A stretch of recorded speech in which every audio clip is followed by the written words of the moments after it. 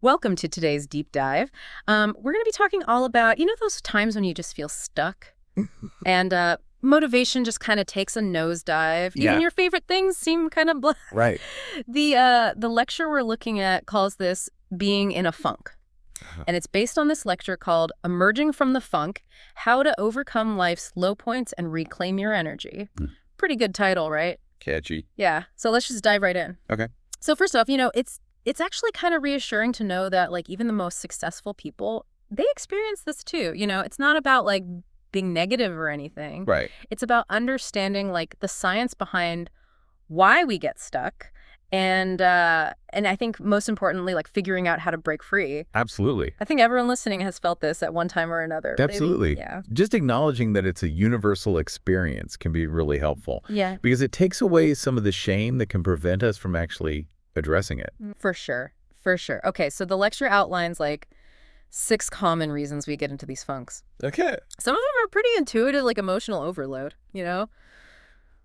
when like stress just snowballs out of control Yeah. or burnout, from pushing yourself too hard for too long. Right. And then there's like the frustration of unmet expectations, Yes. like when you don't hit that goal you were striving for. Yeah, you work towards something and then it's like, now what? Exactly. Yeah. But this next one, this one really got me thinking: lack of purpose or meaning. Yeah. This seems like it could be a really tough one to deal with.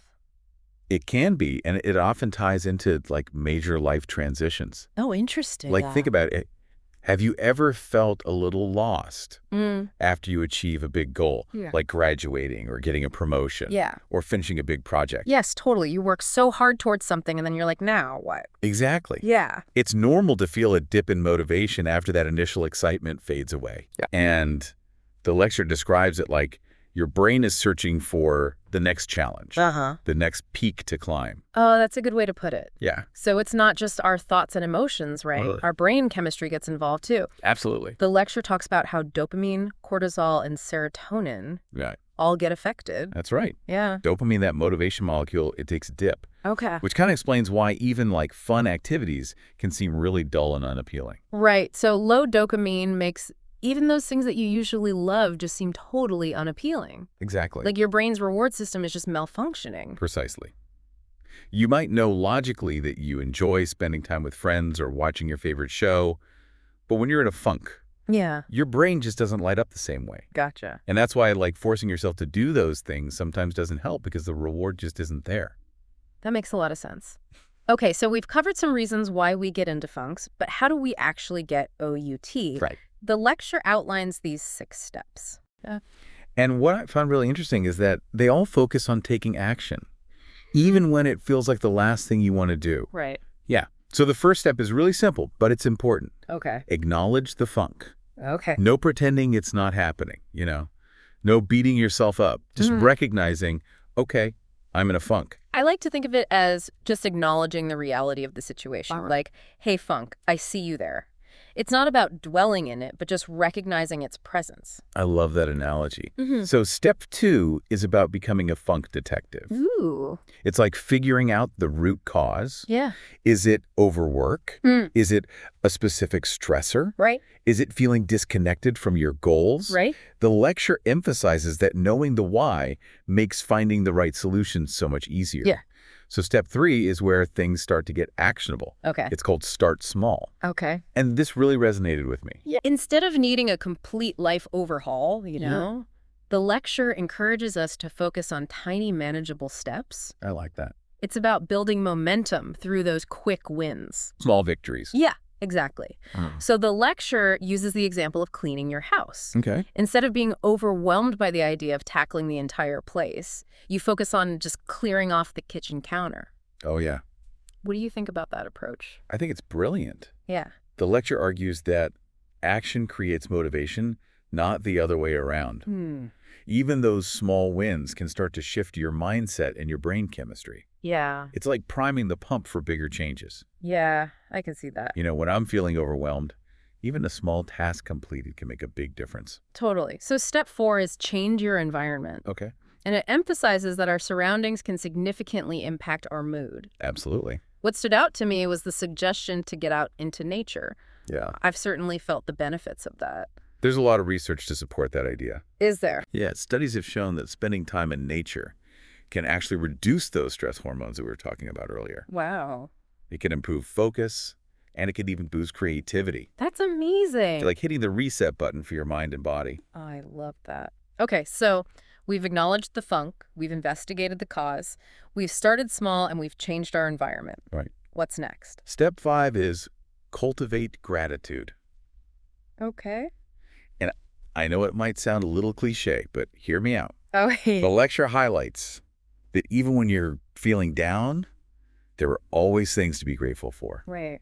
And it encourages us to write down like 3 things every day, Oh, wow. no matter how small. So it's not about ignoring the negative, but about intentionally shifting your focus. Exactly. Even for a few moments, to the positive aspects of your life. I can see how that could be really helpful. Yeah, it's like training your brain to look for the good, which can have a ripple effect on your overall mood. It's not about denying the funk, but it's about giving your brain a break from it. Right. And finally, step 6 is all about seek support. Yes. The lecture emphasizes the importance of not trying to go it alone, you know? Yeah, Talking to a friend, a family member, or a therapist can make a huge difference. absolutely. What are your thoughts on seeking support, especially when it comes to overcoming a funk? I think it's crucial. Yeah, The lecture reminds us that vulnerability is a strength, not a weakness. that's a good point. And asking for help, whether it's practical support or just a listening ear, can be incredibly empowering. Totally. So we've got these 6 steps to help us kind of climb out of the funk. Yeah. But as promised, the lecture doesn't stop there. Right. It also provides us with some long-term strategies for staying out of the funk zone in the first place. Like prevention. Exactly. We'll dive into those in part 2 of this deep dive. See ya there. Welcome back to our deep dive into conquering the funk. It's great to be back. So we've covered, the reasons behind those funks, and we've explored those 6 actionable steps to kind of break free. Right. But as promised, we're not stopping there. No, we're not. The lecture also gave us some valuable insights on how to avoid getting stuck in a funk in the first place. Like building up your resilience so you're less susceptible to those dips in mood and energy. Exactly. And the lecture's first line of defense is routine.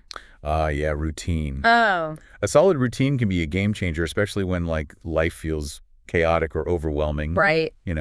Routines help us conserve our mental energy Okay. by like reducing the number of decisions we have to make each day. It's like having a roadmap for your day, Yeah, which can be so grounding when things feel unpredictable. that's a great way to put it.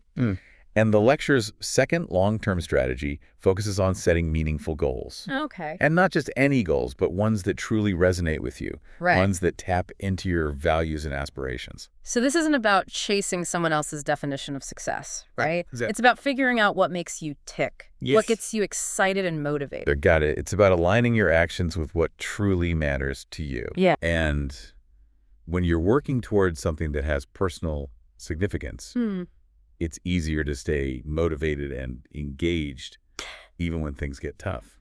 I like that. The next strategy is something I'm always trying to get better at, Oh, yeah. regular self-care. Self-care.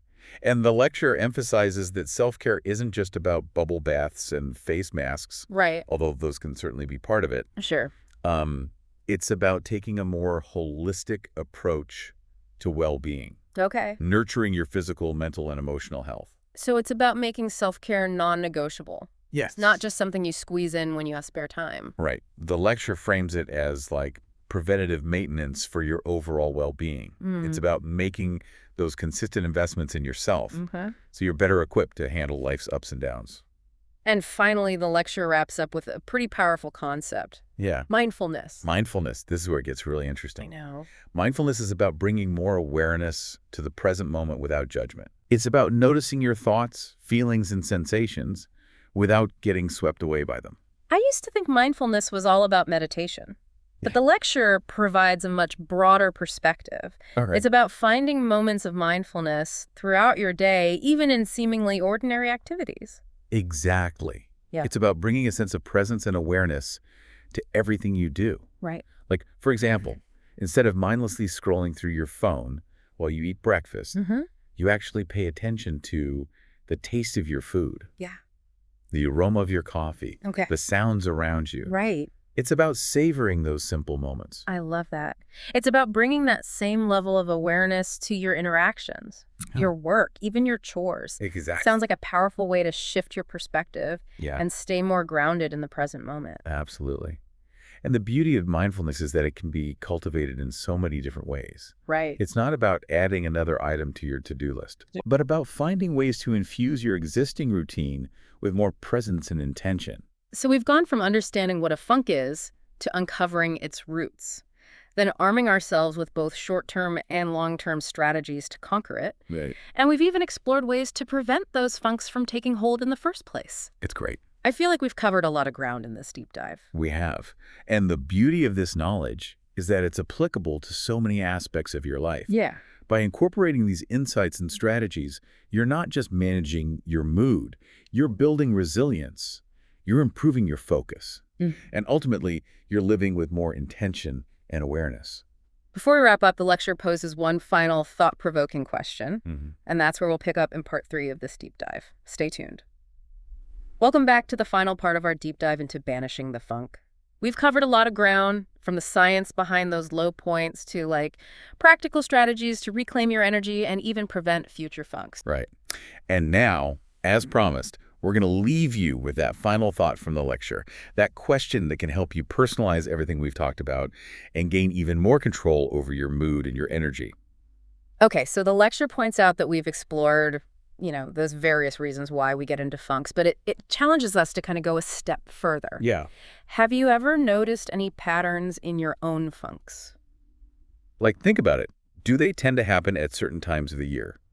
Or after specific types of events? Or like when you're neglecting certain aspects of your self-care?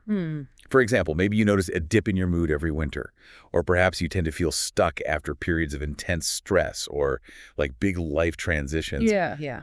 The lecture suggests that paying attention to those patterns can be incredibly insightful. It's like becoming a detective for your own well-being Exactly. by recognizing those subtle cues that signal that a slump might be approaching. Right. You can start implementing those strategies we talked about proactively. Yes, absolutely. So instead of just reacting to a funk when it hits, you can actually take steps to prevent it or at least navigate it more effectively. Right. It's about taking all this knowledge and turning it into action, Right. empowering yourself to actually manage your mood and your energy levels. Absolutely. So we've gone from feeling kind of stuck in the funk to feeling empowered to break free and even avoid those slumps altogether. Yeah. That's the power of understanding the science behind it and having a toolkit of strategies to draw from. Exactly. And remember, funks are a normal part of the human experience, They are. but they don't have to define us. Absolutely not. With the insights and strategies we've explored today, you have everything you need to not just survive those funks, but to thrive in spite of them. So keep diving deep, my friends. And Yeah. until next time, stay curious.